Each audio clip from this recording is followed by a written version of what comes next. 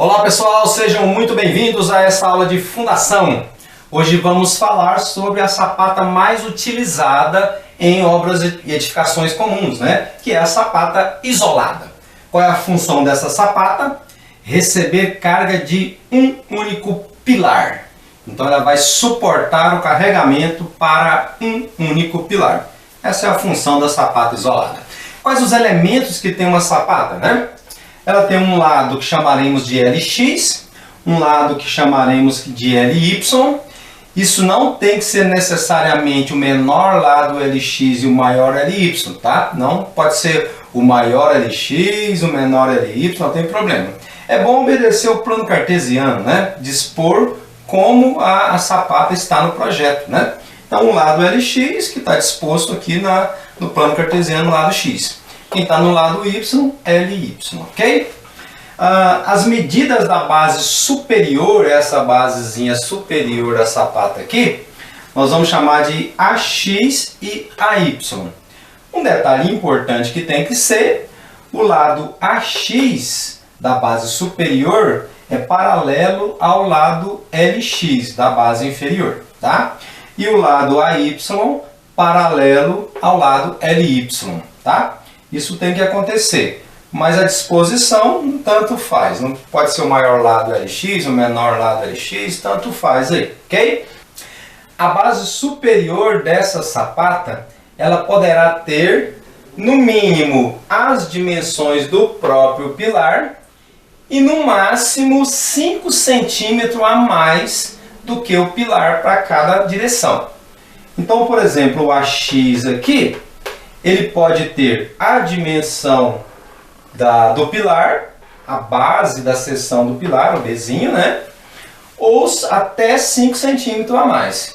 Nós vamos dimensionar já utilizando logo esses 5 centímetros a mais. Por quê? Porque isso pode favorecer na execução da sapata. Se eu colocar essa base com 5 centímetros a mais do que o pilar, vai sobrar 2 centímetros desse lado, e 2,5 centímetros desse lado, e 2,5 centímetros desse lado. O suficiente para colocar as tábuas e fazer a forma, para o assentamento do pilar. Então isso é bacana, fica legal para a execução, e a norma permite que essa base superior fique até 5 centímetros maior do que as dimensões do pilar. Agora eu tenho o lado AX, é o lado paralelo à base B da seção do pilar. E o lado AY é paralelo à altura da seção do pilar, ao H. Então o AX paralelo a B e o AY paralelo a H, ok? Então isso aqui tem que acontecer, O assentamento do pilar aqui na base superior dessa sapata, tranquilo? Então vai vir, o AX, nós vamos trabalhar logo com a maior dimensão, que vai ser o B mais os 5 centímetros, E o AY vai ser o H mais os 5 centímetros. Então já vou acrescentar logo esses 5 centímetros aí para facilitar a nossa vida, Agora duas coisas importantes aqui, A carga que veio lá do pilar é uma carga pontual, Uma carga concentrada. PK, quilonewton, kgf, tonelada, enfim, a carga pontual. PK. Nós vamos acrescentar o peso próprio dessa sapata para saber a carga final lá na base da sapata. Então NK vai ser o PK acrescido do peso próprio. O peso próprio da sapata nós não conhecemos. Então nós estimamos 1,05 vezes PK. Tá? Então esse 1,05 é o acréscimo de 5% na carga que veio do pilar. Já você estimando então o peso próprio dessa sapata, ok? E a segunda coisa é que eu preciso calcular a área da base da sapata, Essa área maior aqui, que é essa área aqui, Eu preciso calcular essa área. Por quê? Porque com essa área eu calculo as dimensões LX e LY, não é isso? Então, como que eu calculo a área necessária para a base dessa sapata? A área necessária é o NK, a carga já acrescida do peso próprio, dividido pela tensão admissível do solo.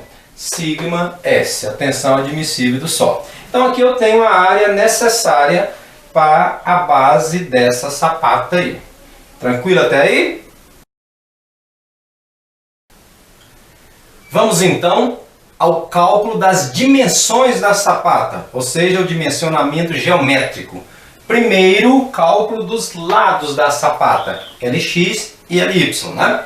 Nós temos dois métodos para encontrar esses lados Lx e Ly. O método dos balanços iguais e o método dos lados proporcionais. Eu, particularmente, prefiro a segunda hipótese aqui, tá? Mas vamos explicar aí os dois processos, né? Bom, pelo método dos balanços iguais, primeiro eu calculo um ΔA, que é AY menos AX, tá? As duas medidas. Depois eu calculo os lados Lx e Ly. O Lx vai ser raiz desse ΔA ao quadrado, mais 4 vezes A, que é a área necessária da base da sapata, né? Menos ΔA. Esse ΔA está fora da raiz, tá? Menos ΔA. Tudo isso dividido por 2. O Ly é raiz de ΔA ao quadrado também, mais 4A, esse A é a área da base da sapata, tudo dentro da raiz, mais ΔA fora da raiz. Tudo isso dividido por 2. Então aqui você diminui ΔA, aqui você soma ΔA, né? Esses dois resultados têm que ser maior ou igual a 60 centímetros. Ou seja, os lados das sapatas não podem ser menores do que 60 centímetros. Tranquilo? Isso que é de boa, né? O outro método, o método dos lados proporcionais, eu calculo o Lx, raiz de área necessária da base, vezes AX dividido por AY, né? Razão de AX com AY. E o Ly é só inverter isso aqui, ó.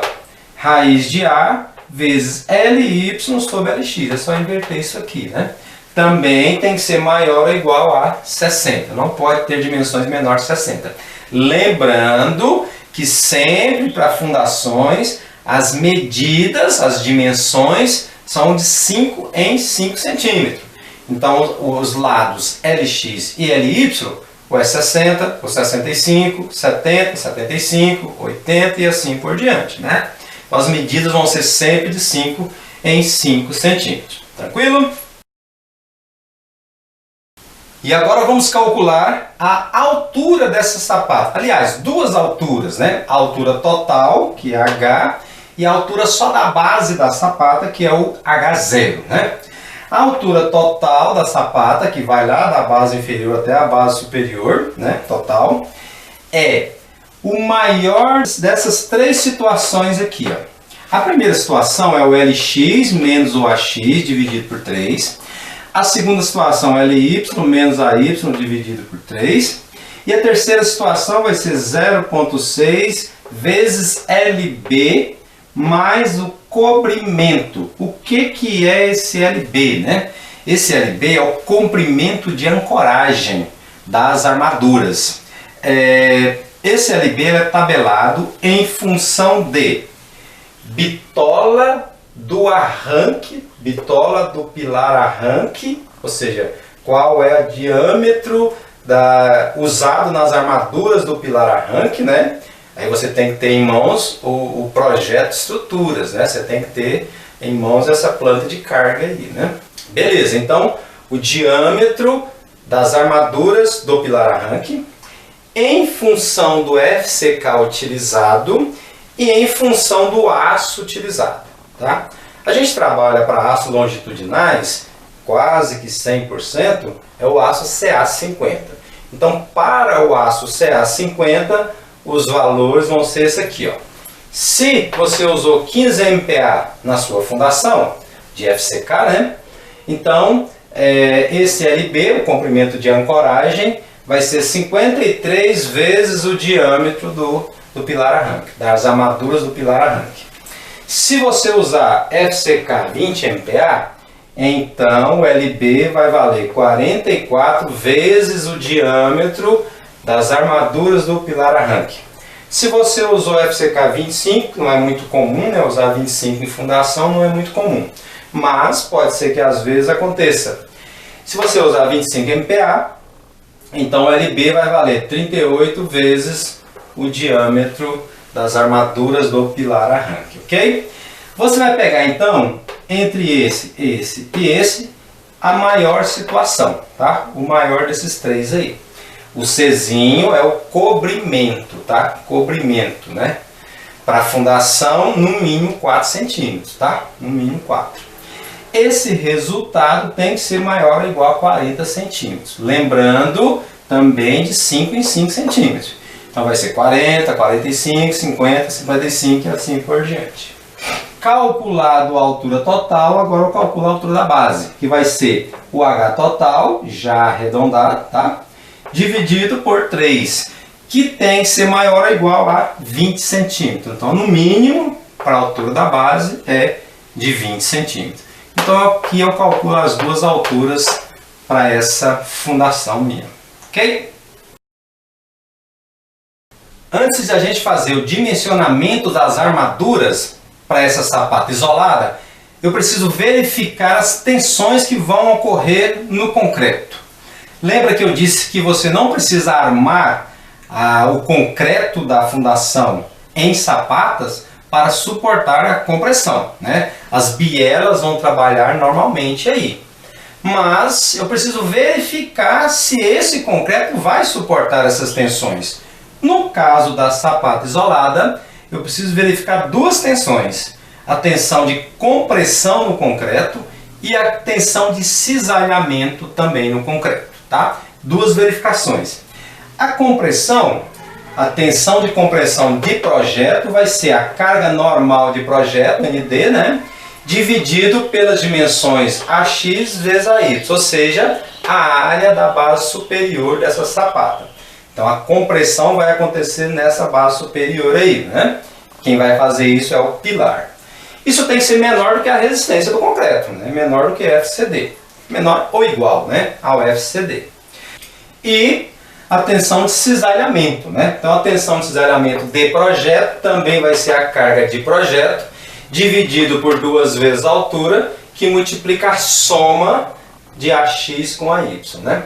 Isso tem que ser menor a 0,15 da resistência à compressão do concreto. 0,15 de FCD é a resistência ao cisalhamento, né? FVD, ok? Bom, então eu preciso fazer essas duas verificações. Professor, e se não der, né? E se não passar? Bom, uma alternativa aí é aumentar o FCK, né? Você aumentando o FCK vai aumentar a resistência do concreto aí. Mas não é legal você colocar uma resistência muito alta não, tá? Para a fundação não. Outra opção então seria redimensionar essa fundação, ok? Bom, depois de ter verificado as tensões no concreto e foi aprovado, né, tá tudo tranquilo, então nós podemos fazer o dimensionamento das armaduras dessa fundação. Um detalhe importante é que as sapatas isoladas só têm armaduras de tração, ou seja, ela vai sofrer tração na base, no tirante, né, nas duas direções. Então a direção X vai estar tracionado e na direção Y também vai estar tracionado. Então as bielas e os tirantes vão trabalhar nas duas direções, em X e em Y. Tração em X e tração em Y. É uma sapata armada nas duas direções, X e Y, ok? Então só tem armadura de tração, não tem armadura de distribuição. E como que eu calculo essas armaduras de tração? Na direção X, eu calculo normal de projeto, que multiplica LY menos AY, dividido 6,8 vezes D, que é a altura útil, né? Multiplicado por FYD, que é a resistência do aço de projeto. A altura útil, relembrando, é H0 menos 5. Isso medido em centímetros, tá? Na direção Y, é outra armadura, tá? Outra armadura calculada. Vai ser ND, que multiplica LX menos AX, tá? Dividido por 6,8, D, que é a altura útil, vezes FYD, que é a resistência do aço. A altura útil está indicada aqui, né? Então eu vou ter a armadura na direção X, de tração, e a armadura na direção Y, também de tração. Agora outra observação. Pode ser que nessa sapata tenha momento fletor aplicado, né? Se essa sapata estiver engastada no pilar, quando você receber o projeto de cargas, né, pode ser que haja momento aplicado nessa sapata. Se houver momento, você vai acrescentar nessas armaduras a armadura de flexão, por causa do momento fletor. A armadura de flexão ela é calculada momento de projeto, né, dividido por 0,85 vezes a altura útil vezes FYD. Onde eu vou acrescentar essa armadura de flexão? Depende. Se esse momento estiver na direção X, eu acrescento aqui. Se esse momento estiver na direção Y, eu acrescento aqui. Se tiver momento nas duas direções, eu calculo por as duas direções e acrescento aqui e aqui, tá? Caso haja momento fletor, né? Então aqui a sapata está dimensionada. Mas aí tem um detalhe. Essas áreas de aço já acrescentado aqui, né? Caso haja momento fletor, tem que ser maior ou igual à mínima. Para a armadura de tração em X, a área de aço mínima é 0,15%, né? Dividido por 100, então, vezes LY vezes H0. A área de aço mínimo para Y, para SY, é 0,15% de LX vezes H0, né? Então eu tenho que verificar essa área de aço mínima aí. Se não der, ela volta a mínima. Ou seja, entre as duas eu pego a maior. Entre essa e essa eu pego a maior. Entre essa e essa eu pego a maior. Ok? Então aqui está dimensionado a nossa sapata isolada. Beleza? Abraço!